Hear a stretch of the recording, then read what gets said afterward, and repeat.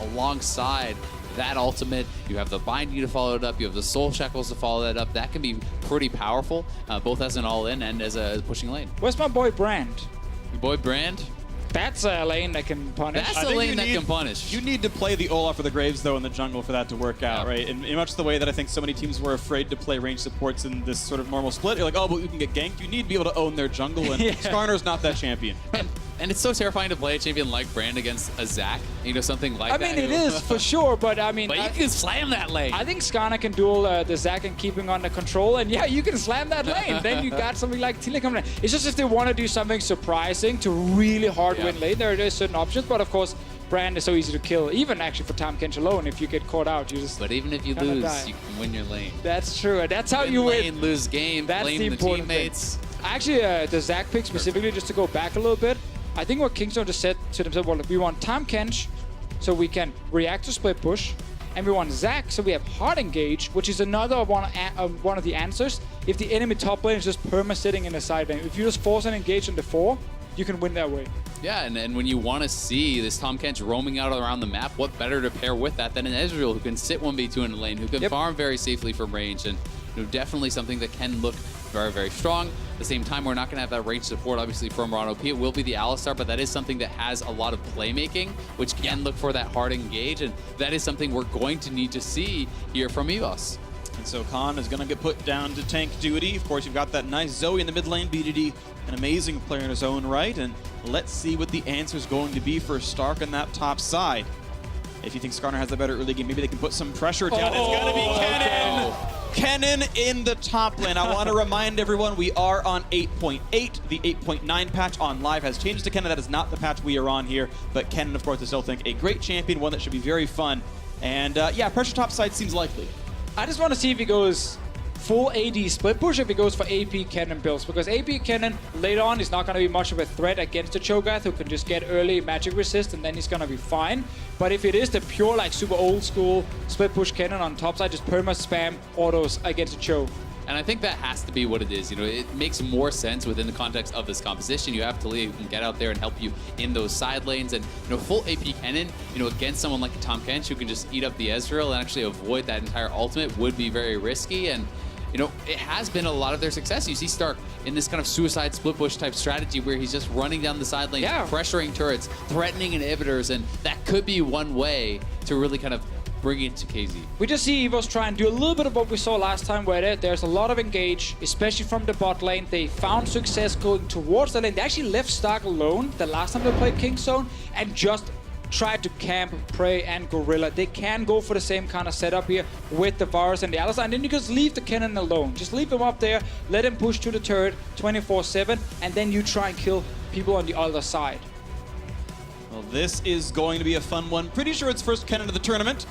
It is a tournament with Reckless after all. Who would have thought any differently? But of course, it's not him. It is Stark from EVOS in the do or die match. If they fail to win this one, they will be eliminated from knockout stage contention. And we'll see if they can make this one happen here, their last game of the day, and it could be the last game that truly matters in the tournament for them as they charge off onto the Rift, ready to do battle with the pre-tournament favorites in Kingzone, who have looked mortal today. Definitely true, and now we gotta look at level 1s, because we've seen teams really focus on finding good early setups to try and get mainly a jungle advantage.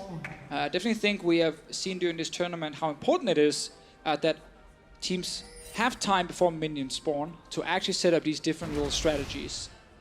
It's also worth noting that Stark is actually playing Unsealed Spellbook, which to me does signify it's more likely that he is AP. Yeah, that tells me AP as well. When I see AD Kennen, I do see things like press the attack a lot more often, especially if you are going for that kind of split push style on a tank. The damage amp can be very effective, but he could be kind of just bringing a little bit of his own flavor to it, and we're gonna have to wait to find out. Well, attempted invade comes through. Spire secured by EVOS. Gold shared across. And let's see where the early starts end up being. We got some time into the camp spawn, and all right, Cuz's Zac is going to be topside, looks like near his blue buff. One thing worth pointing out is Keystone is actually running double minion dematerializer in the bottom lane, which can really kind of throw off, who has that minion control, in addition to the teleport from Prey, which we have seen him showcase a number of times. So they are really going to be looking to get the wave control, constantly push in their opponents and poke them out. And they're going to need it, because the graphic we just showed here highlighted they were down 600 gold at 15 minutes when they played EVOS earlier in the tournament, and that was basically due to bot lane fights kept going in EVOS's favor. With their Alistar all in, obviously if you can jump in and actually get their Tahm Kench, focus him down if you are ganking on that side. Early start, just everyone instant killing the wave, and now it's a race for who can kill 3 melee minions the fastest. The auto attacks coming through and plenty of help coming from Gorilla as well. Mana flow ban for Ezreal stacking up, and we're going to see as this minion goes down, it is no problem. Level 2s are in, there's a quick slow, and he jukes to the side. And here comes 2 for EVOS. And one of the kind of funny things about when you are playing Klepto is Prey actually got almost instantly a rage bot there, so that is the bonus AD popped it right away. So that does give you a lot of extra power early on in the lane. Something that you actually have to respect quite a lot. Ooh, Ignite is on. Warther's got to get away. The auto might be enough. Tick! Oh, 3 HP. He gets away with it. Warzone's got to be careful. Oh, Cashman could kill him. He's staying around because Yijin is actually here. If in case BDD went in for another round, instead it's Yijin finding Cuz. Flash, he's gonna get the stun. He can blob with this one. There's a Cuz wants to passive. flash away. But BDD is there here. follow-up damage? Here comes the Drowsy. He's not gonna get the passive. What is he doing? And that's gonna be enough damage. Yijin gets the passive blobs, but first blood and a buff goes over to BDD. Why would you ever do that? I mean, maybe you can win the 1v1, but your mid laner just lived with 3 HP. How is he going to be able to join? And Yijin just loses his mind there. I'm not sure if he thought BDD had walked towards topside and already started recalling, so he would be very far away and he could easily burst the Zac down and then also kill him through the passive. But It was by minions. yeah, that was no. Okay, then I tried to find a reason. Let's just say that was a little bit too over-aggressive Yeah. for Yijin. I think maybe he felt like he had to force something, but not like that. Never like that. Style from Cuz though, 40 gold walking away from the camp. We had the damage, and now might be looking at this bottom lane. Won't quite get much, a pulverize, but he can still smack a minion. Pulls the Alistar right back, and Ronald P has to flash get away. Not gonna be chopped though, he is the flash forward. Gorilla says this one's gonna be mine. A headbutt back in the turret is beautiful. And the snipe from Slay, not able to put the shield on. A 1-for-1, well played by EVOS, honestly. Yeah, that was the best they could have hoped for. Cuz instantly goes down to set up a gank for himself and wants to suddenly be impactful in his lanes, but I think Gorilla went a little bit too far on trying to get the Alistar here. Just take the summoner and you're fine. Yeah, I mean, he didn't get the gray health actually popped there, and you have to look at where those kills went, right? That was a kill that went to Slay here, on the Varus, and the kill went to Cuz, so definitely in their favor. Round number 2, we know BDD has no summoners. A slow sets it up for the stun combo. That was amazing. Yijin got the E long range. That guaranteed the kill. Oh, landing that skill shot is not easy, but he gets it onto BDD, and suddenly that's another kill for EVOS here. They're trying to start the same way as we saw earlier. Aggression towards bot lane and mid lane. Of course, I guess down the bot lane was technically Gorilla who was actually the aggressive one. But in the end, Slay got 1 kill for that one, and now was on the mid lane. Gets a kill and a red buff. Okay, so who would have thought 2-2 already 5 minutes in? Only 300 gold separates these teams. They're just trying to stay alive and watch that fight again as Cuz goes, yeah, I can get Slay here, no problem. Yeah, Cuz coming over the wall. Ron OP playing it pretty well, actually, body blocking that Zac elastic arm. And then Gorilla just going very far in. Ron OP, just a really nice headbutt. Yeah, I don't know if he was somehow out of mana or what, but that seemed telegraphed enough that he should have been able to hit the gray health. I'm not sure what was that. I think Gorilla. he was maybe just looking at the tower shot and not expecting the Varus Q for that, that X Q perhaps With coming the W out. active, yeah. Yeah, but definitely a mistake either way. Not sure he would have survived, even with the gray health, but would have definitely had a chance. Back into this lane, and it's a small power chop for Prey, of course. He's tier plus Sapphire Crystal versus Pickaxe and a Dagger, so 2-on-2 should look pretty good for Slay, honestly. He's still got the flash up to make plays, and as soon as 6 comes in, they've got to look for Gorilla again. Out goes Cuz. Yeah, we have level 6 on Warzone. No flash on Gorilla, so he's a fairly easy target. Slay would love to get his level 6 as well, and then you just have 3 insanely good ultis at creating picks on the side of EVOS down towards the bottom lane if they actually send it to Lear, plus the Skarner.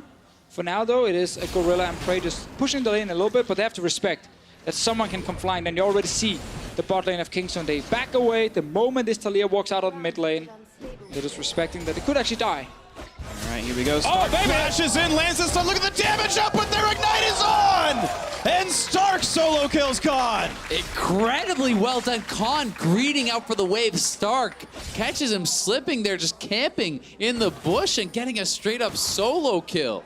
Not the first time we've seen this up in the top lane. Khan dying in his laning phase. He's now down another wave or two, and there's Stark. He's level 7. He's gonna return to this lane, get us a bunch of items, and he's gonna look for more kills. Yeah, and Stark, it is confirmed he's going for AP there, going towards a proto belt, and Cuz in the mid lane.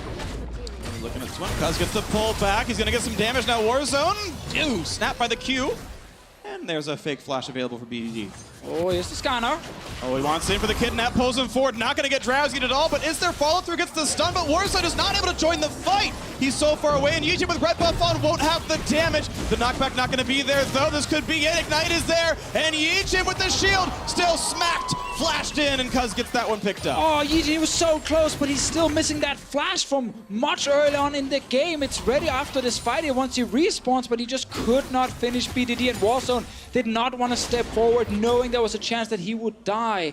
In the end, it is a kill for Kingzone, but very active early game. I've got to say, we'll watch it one more time, but I mean, with the cleanse available on Warzone, I feel like he might have been able to get a little bit of damage down, but here is the initial play, chunking Warzone out. He has to flash back, and then Skarter is coming around from the side, and we'll have to watch, could Warzone have actually got in there? Yeah, so he's with the minions now, could step forward, but he knows there's a chance that Zac will jump him if he's actually there, and there's no flash on his side, so I think it's hard for him to join.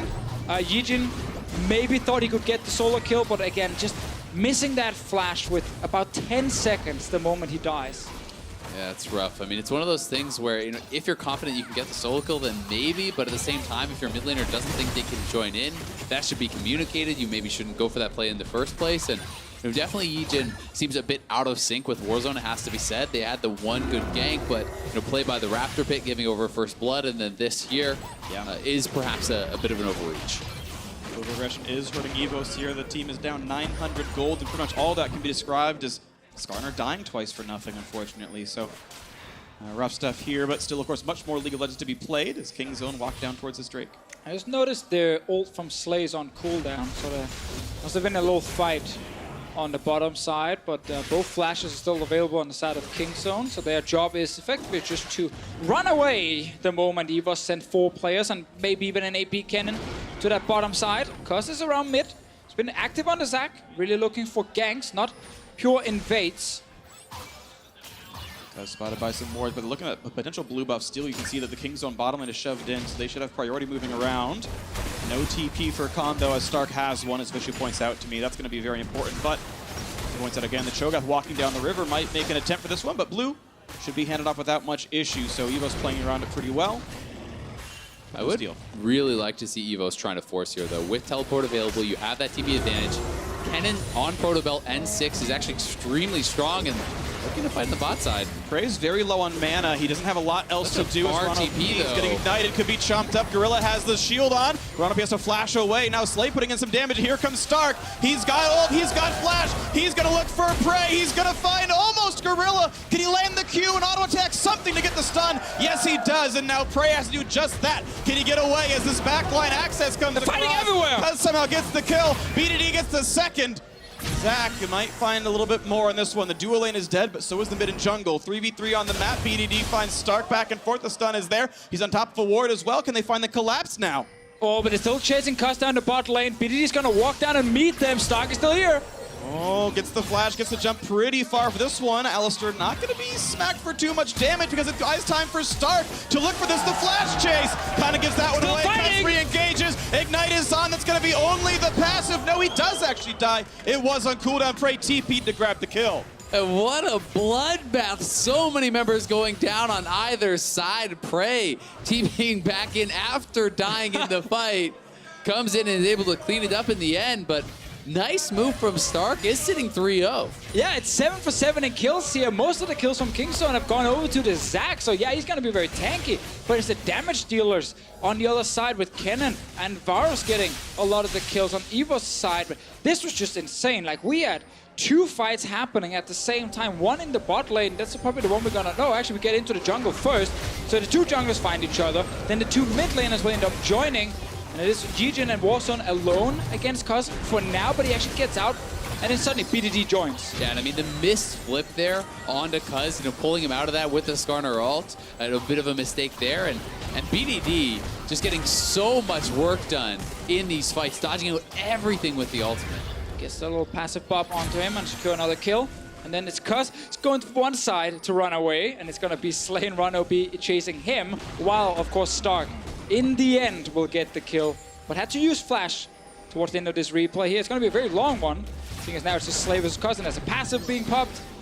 And BDD, I feel like BDD could have just got out, but he actually R's back in to try to kill the Alistar. It might be because Prey might be just calling, guys, I'm coming, just one more second, and then, you know, we get BDD jumping in to land a little bit more damage. Fairly even in gold, very even in kills, and we might get more fights. Oh, we got one right in the mid lane. Warzone barely dodged away from getting drowsy here in this one. Minion gets tagged and will be late to the lane, but that was close. It's going to get kind of tough for Stark, though, because when you are going this AP build, it's very hard to have any consistent kill threat on someone like the Cho'Gath, who does have the Abyssal, who is just going to be stacking MR and walking it down, trying to knock down those turrets. And we, right now, have had the most kills at 15 during the group stages, and we're not even at 15 minutes yet. Like, we've already beaten the record, and we have 2 more minutes to go, just with 14 kills in the game. Infernal Drake for Kingzone. Beautiful. It is so fantastic, both the stat and the Infernal Drake. Yes. And you. And Azael. Thank you. Yeah, but he's like second in line. Deficio, you're my husbando in this one. Wow, thanks. The play-by-plays really like me. Yeah. Not sure what it is. We just have a fan club, the Facebook group and everything. All right, well, turret stays safe. The threat of a counter gank was there, and nothing goes too crazy on the bottom side of the map. Still sitting at 700 gold apart here for this one. Once again, EVOS fighting up against the wall. Oh, Warzone. Yeah, pulls him in. Here comes BDD wanting to find a skill shot across the foot. Won't find that damage yet, but a flash out for Warzone. Does set that up pretty nicely for his teammate. And this is another game, honestly, where Khan is struggling to get involved. He's the only one on the map without any kill participation. He has had, for expectations, quite a rough tournament. He has not been able to make it happen. Oh, nice headbutt. Times it well. TP is coming. Here comes the re-engage passage, but should still be down for Cuz. Cancel on the one side, and Khan going to cancel as well. Of course, Stark's teleport going to be lower cooldown. Thanks for everything else in his kit, and good juke to the side by Warzone, stays safe. Now Khan feels pretty good about this one, but level 10 versus 11. And Stark just clears the way and walks out. Oh, we have to remember that Khan has finally gotten some magic resistance. The Abyssal Mask is completed, so he's not too scared of Stark at the moment, and will just keep pushing topside and eventually get the turret. Cuz is looking for more, and based on how this game has been looking so far, I was very surprised we didn't get a 5-on-5 teamfight bot lane. Yeah. Everyone just ended up backing away. Indeed. Nice. Last hit there. BDD grabs the cannon. And Okay. Gets the drowsy. That could be enough for the kill. Glens gets away. Very, very action-packed mid lane. But Khan, as you said, it's just you don't have enough damage to actually push back the Cho'Gath, and he is showing respect to the fact that jungler could be there, but otherwise you can essentially just move in and finish that off, and he knows he's eventually going to be able to get it. Yeah, single wave is all he really needs. He can pull the trigger on auto attack and the thing. Now Yijin going to be knocked up. BDD's coming around. Blue smite, but out they go. We also know that the later we go into this game, like the stronger Prey is going to be. We haven't really talked a lot about the Ezreal, but it was obviously one of the picks we saw on day 1 from Kingzone. First pick. They got to the late game team fights, and Prey with the double tier build just destroyed everyone.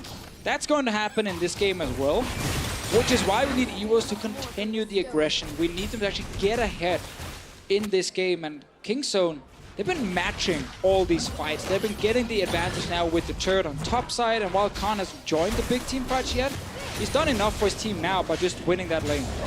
Definitely the case. For EVOS, so much of it just comes down to the engage, right? Can you actually get that perfect Alistar combo, with the Kennen flanking in and killing off Prey, killing off BDD? Because if you can, the damage is certainly there from Slay with this Rageblade Varus to actually finish off some of those tanks, but if you can't kill Prey with your engage, it feels very unlikely you can win a few kills. Very, very true. And now I want to see if a... Ooh, actually, Warzone almost dying again. Every time you look mid, I feel like he's under pressure. He really is. BDD's having a great time in this lane. He's not winning in farm, but he's getting a lot of turret damage. Oh, and the Ignite is in! He's got the solo kill! BDD flexing in the mid lane. Oh, it's so good with BDD. Some games he's playing, you know, the team game is all about pushing and roaming. Other games he gets to be a huge carry like this one, and he's just destroying Warzone. Didn't get the one on Stark just yet.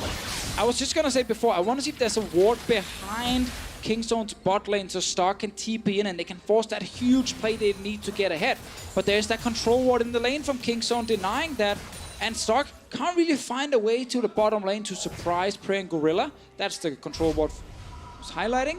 And now, there's not a good way for EVOS to force a fight, and they need it. Yeah, it becomes very, very difficult, but Kingzone is always kind of doing that due diligence. You can see Gorilla already has his sweeper here as well. You know, even before the Sightstone quest was actually fully completed, it looks like he has already done that, and kind of swapped over pretty early. He wanted to make sure that all the wards behind them were cleared out. He wanted to make sure that they weren't going to be able to be engaged on.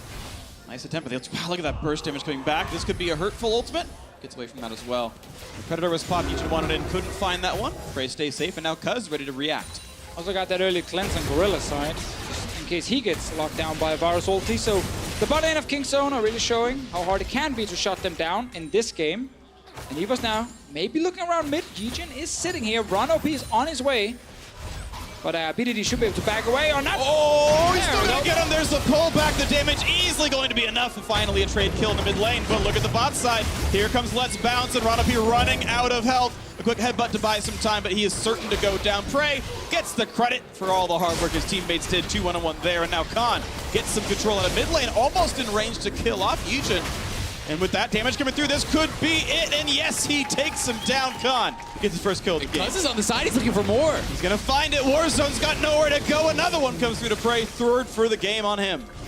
Yeah, just such a nice fight back there from Kingzone. But EVOS is continuing to be proactive. They are trying to look for these picks. They are trying to get those kills. They know that they have to do it, but Kingzone has just been having the answer every single time. Yeah, they've played against them before. They know how EVOS can win a game and what they need to do against it. First pick, Tahm Kench, protect the bottom side all game long, kill all the wards so they can't TP in, and instead it becomes this play in the mid lane where, yeah, feels kind of bad as a Zoe. You're not obviously staying out once you use your ulti there, but that's just one kill for them, and they're kind of looking for the jackpot. They were looking for the 3 to 4 man engage from Stark where they can take down a bunch of members and a turret.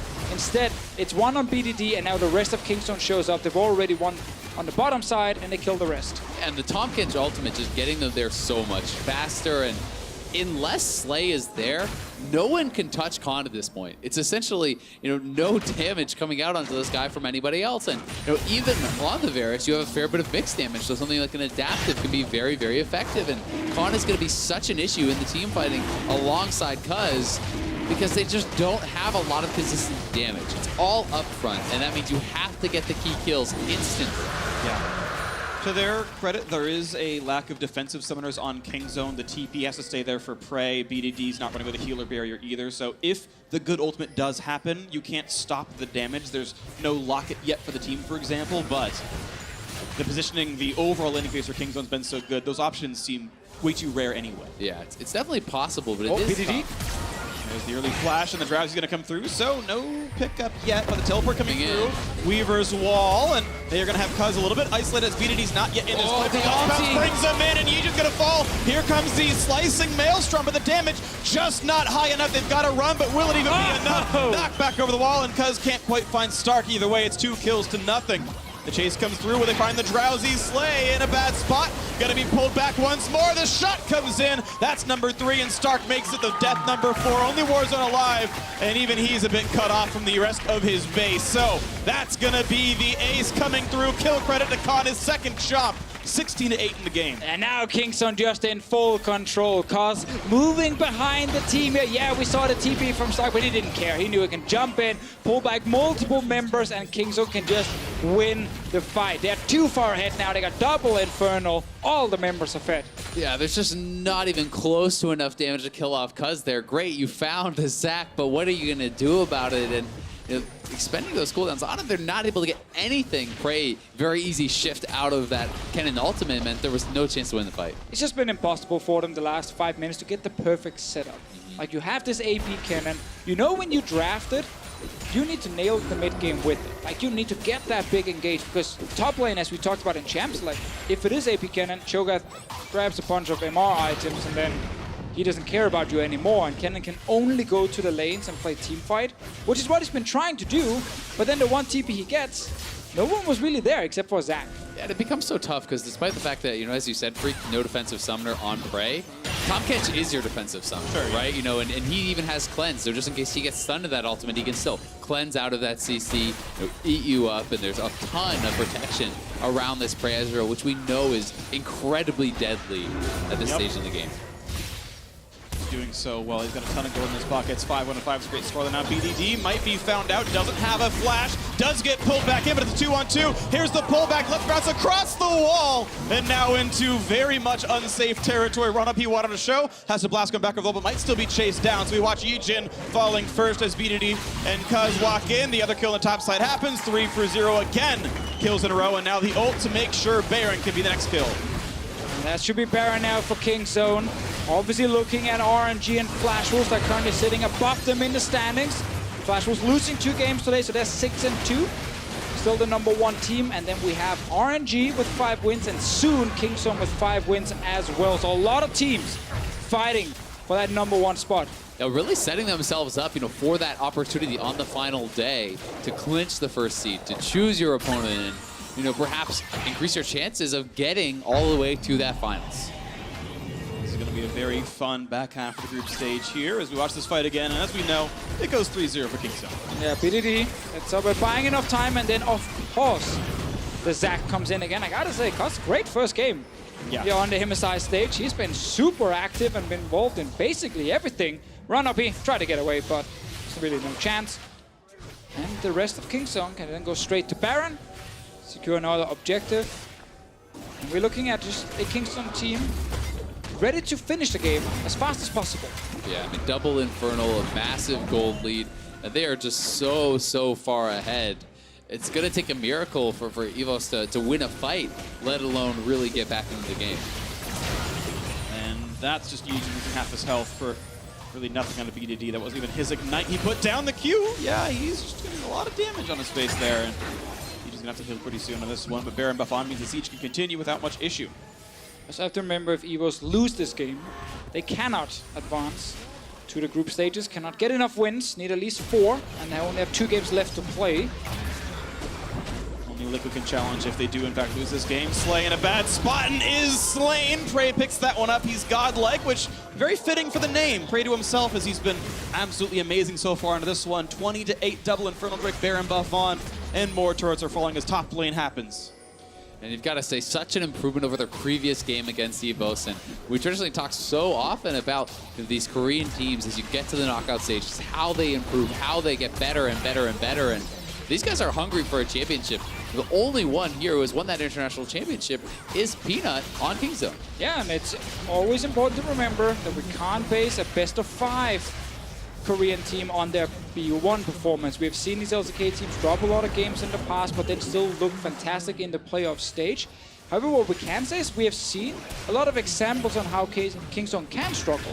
And they have not proven in the past on the international stage that they can just instantly change and adapt for the best-of-5. They still need to show us this time around. Oh, Slay gets in, or sorry, Cuz does and pulls in 2. That's a couple of quick ones, and they've all gone to con so far. Now Stark's forced to run, gonna get found out though. Slicing Maelstrom doesn't matter, the kill's coming fast and furious, and this one's gonna be Yijin just stuck inside the base, but it doesn't really matter. No sequels left for EVOS here. The kills come through finally. No one left standing. It's all the turrets left to die. EVOS will be eliminated from playoff contention. Kingzone will be within 1 game win of first place in the groups with 2 more to play.